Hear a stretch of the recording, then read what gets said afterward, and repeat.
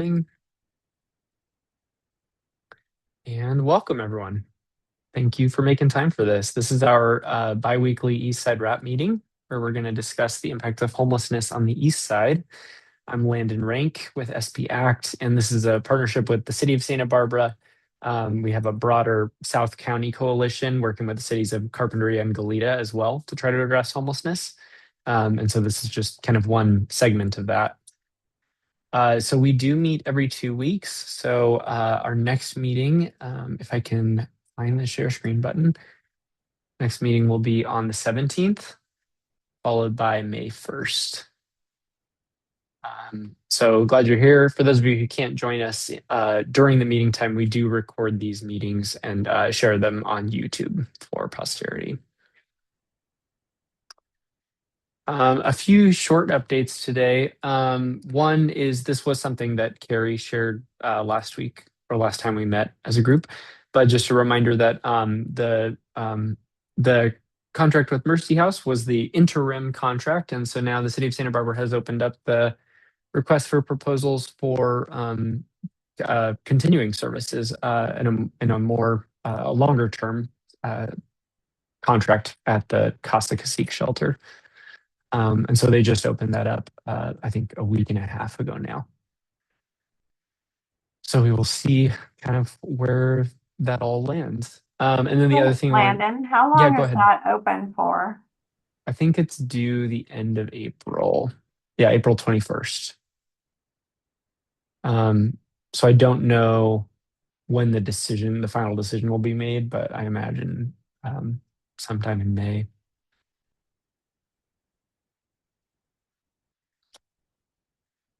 And then the other thing I wanted to share, I'm going to let Lieutenant Beltran into the meeting, is good news is that the County Housing Authority just opened Patterson Point, which is 23 units of permanent housing. So not shelter, but permanent housing out in Goleta.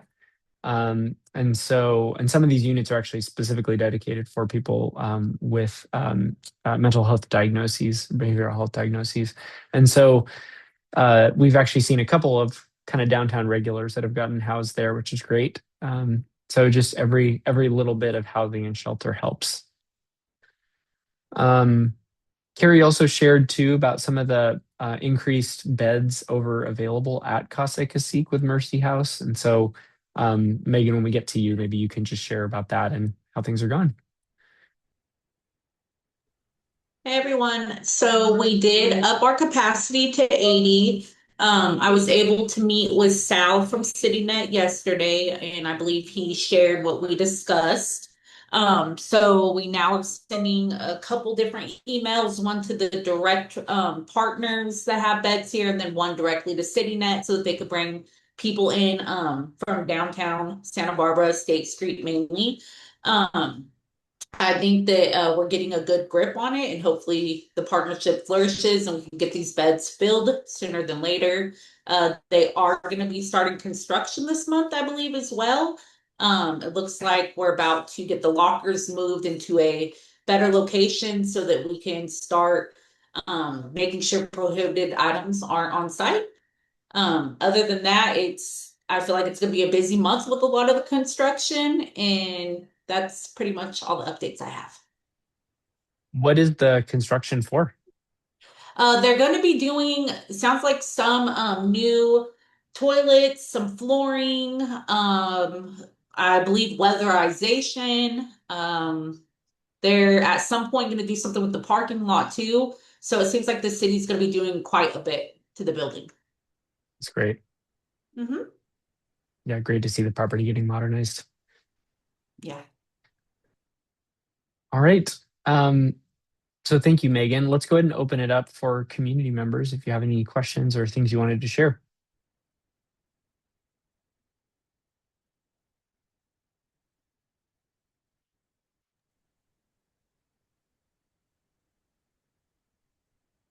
You can go ahead, Jose. Yeah, just one quick question. Would there be any plans to do, live meetings again? Maybe the Eastside Neighborhood Center or Eastside Library. I'm just curious about that. If if that's going to be later in the future, or everybody get together in person. That's it. Thank you. Uh, yeah, no, I would really like to do that too, Jose. I'll bring that up with Carrie. I'll be seeing her next week and see if we can maybe try and get something for next quarter or for this quarter now that it's April.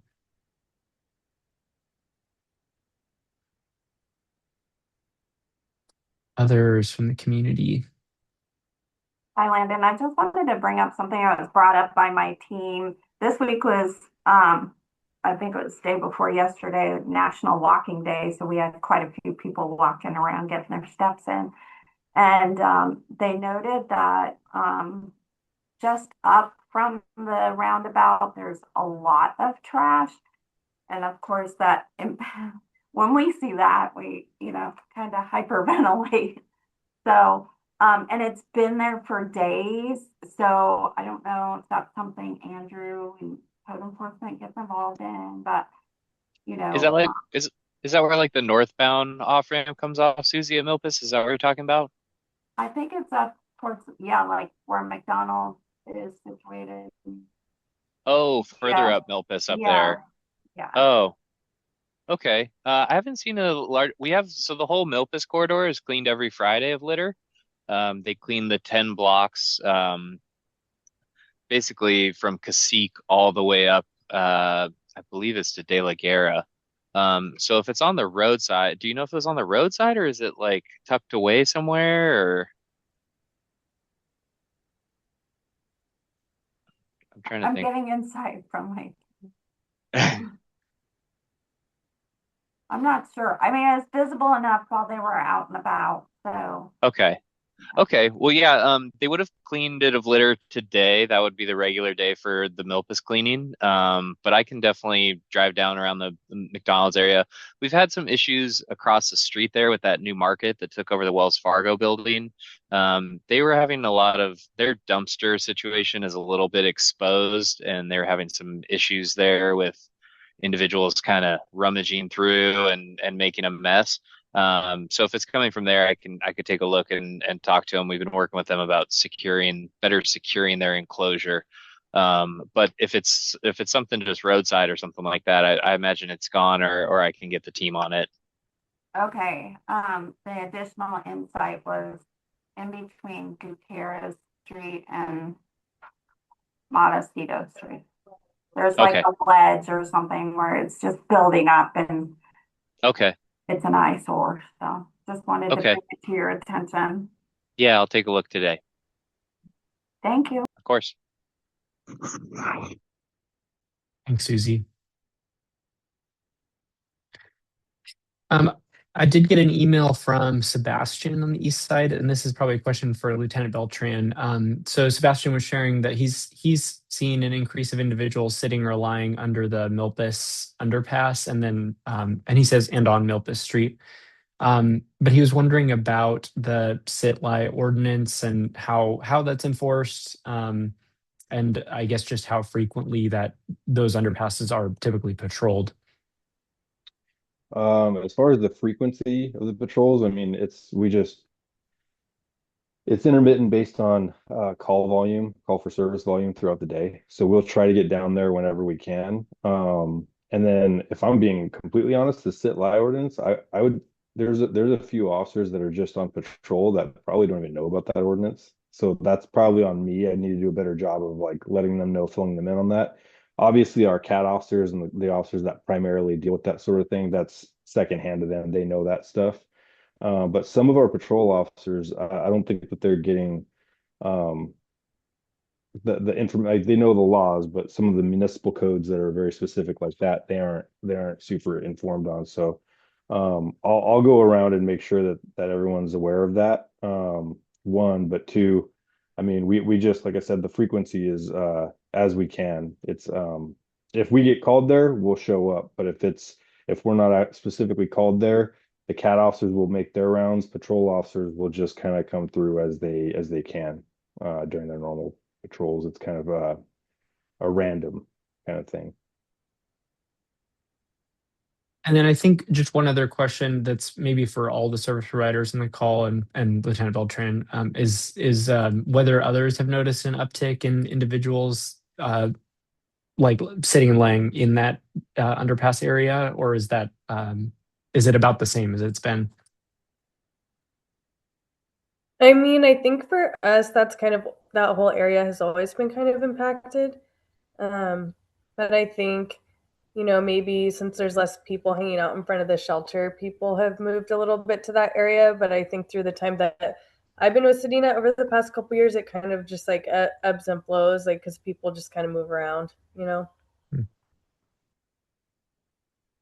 Yeah, on the police department's perspective, that's the first I had heard of it from when you just brought that up right now. I mean, it's like Olivia said, it's kind of like that's just the normal spot. I haven't heard that it necessarily had gotten busier.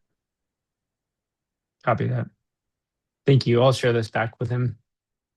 I can kind of speak to it too really quickly, and it sort of ebbs and flows. And we've noticed recently that the Cacique underpass has been extremely clean, and we haven't had anyone there. And then sometimes we see people shift over to Milpas. It's sometimes it's like the ocean. It's like tidal or something like that. But yeah, some days there's just one person. Sometimes there's four, but it's kind of an hour by hour, sort of thing for us. Yep. Got it. Thank you. All right. Anything else from community members? Also, welcome, Councilmember Santa Maria. Thanks for being here. Hi, everyone.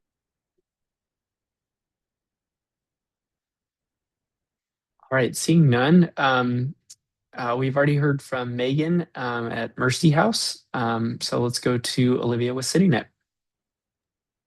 Yes, good morning, everybody. I think what we've observed recently is there's been more people that used to stay in Montecito kind of moving towards the East Beach area.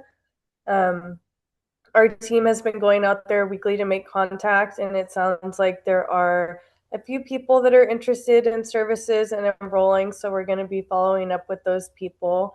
And then, I mean, Mercy House has been amazing. We've gotten several clients from the Eastside area and there recently. The whole process is very easy, very fast. Thank you, Megan. We just send in the referral, and it's been very smooth, very very quick. We have two other of our folks going in today, so I'm super grateful for that. Awesome. That's so good to hear. I'm glad that the process is working. I love the easy workflow. So, and I'm happy to see the people coming in. It's great. That's great. Thank you both. Let's go to Andrew, Code Enforcement.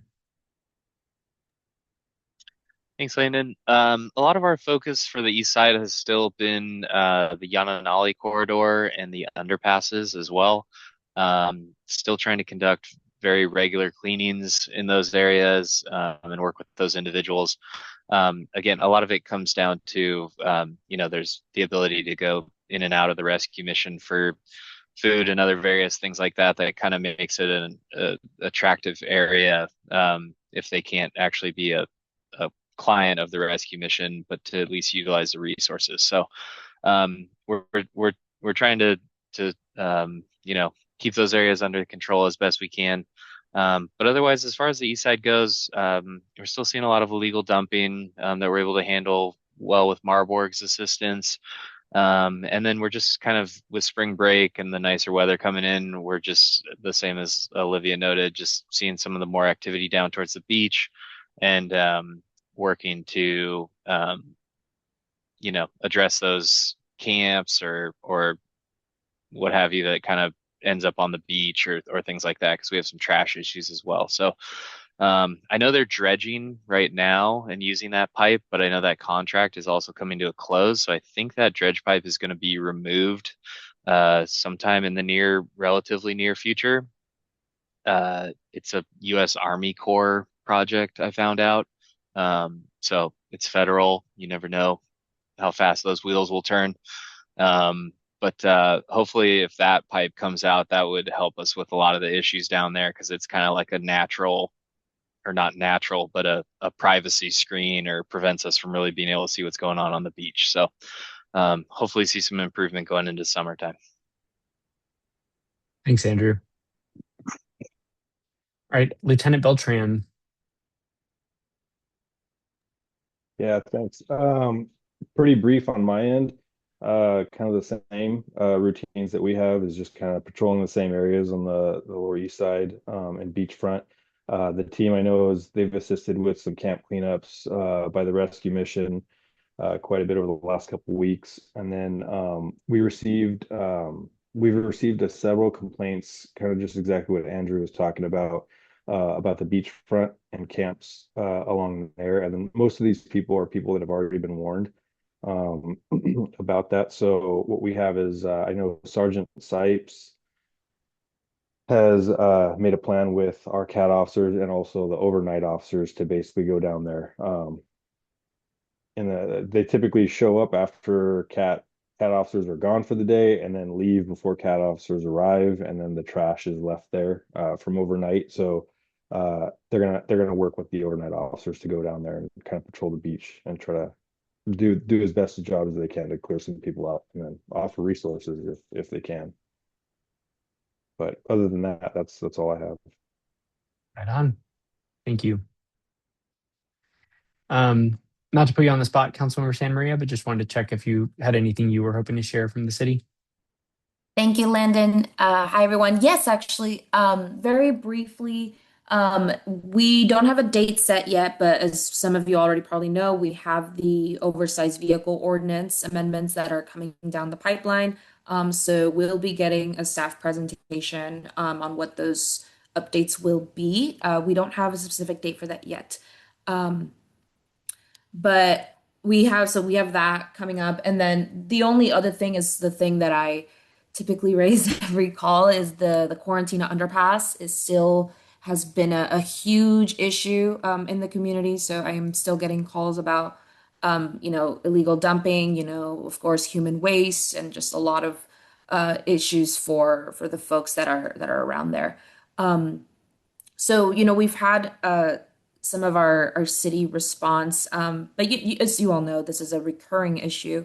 And so, it's something that from the community side, it's still being very seen. And I would say that in personally for me and on the east side, I get more calls about that underpass than I do about the beachfront. And it's a pretty you all know that situation. But yeah, that's pretty much it from my end. Thank you again. Thank you. I know we bring that underpass up from time to time on these calls, so I don't know, Andrew or Lieutenant Beltran, if you wanted to comment on that anymore. Yeah, I'm happy to speak. Man, I feel like I'm down there every 2 hours currently, but as of yesterday, I was down there and I actually removed some things myself that were just sort of left sort of illegal dumping. A lot of what we're seeing is related to the vehicles that are parked along there. So that change in the ordinance for oversize is going to be a big help to us because uh, really we're quick when it's an actual encampment or unattended belongings. We're able to work quickly on issues like that. It's harder when it's a vehicle and then things just kind of continually spill out of them. I don't have an enforcement tool currently for vehicles, and so really it comes down to being able to kind of address some of that vehicular homelessness in that area that spills out onto those sidewalks, and again they unfortunately just step outside of their vehicles to use the restroom at night and things like that. So we do have it cleaned and power washed. Even it would have been power washed today and then also on Tuesdays. So it's we're doing our best to manage it, but I think until we see some of those RVs start to move along or disperse, um, we'll still be dealing or be at least feeling those effects for a little while. Wendy, is there a draft or some kind of outline that we could see what the oversized vehicle ordinance looks like? Let me ask our staff if there's something that they could provide to you all, and then I can get back to you. Of Great, thank you. course. Yeah, and then on the police department side, like I would just echo everything Andrew was saying. I mean, I know code enforcement does a great job. I mean, in a lot of ways, I feel like they do they do a better job than us because the power washing and everything else that they do, I hate to put it that way, but it kind of makes it more of like an inconvenience for the people that are camped out down there. Whereas when we show up, I mean, we can only address what we can enforce on in that moment, and sometimes it's just a simple parking ticket, and some of these people don't really care about a parking ticket, take that gladly and just not pay it. It just depends. So we try to do the best we can with the tools that we have. But yeah, if the new ordinance gets updated and it gives us a little bit more teeth, then yeah, obviously that would be a big help. But we do go down there. We try to be down there as much as we can throughout each day. It's just like I said, we can only deal with what we can deal with what's in front of us as far as enforcement goes.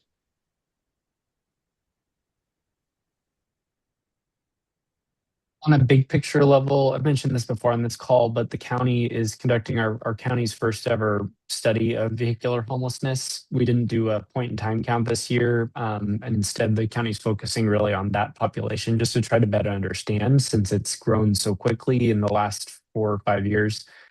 And so they are wrapping that up, I think, at the end of, well, hopefully actually in the next couple of weeks. And then hopefully we'll be able to just learn more and better understand what the needs are and how we can actually address the issue more effectively throughout the whole region. So I'm hoping to see results from that sometime this summer.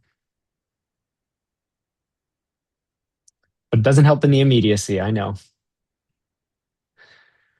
All right, anything else while we're all together?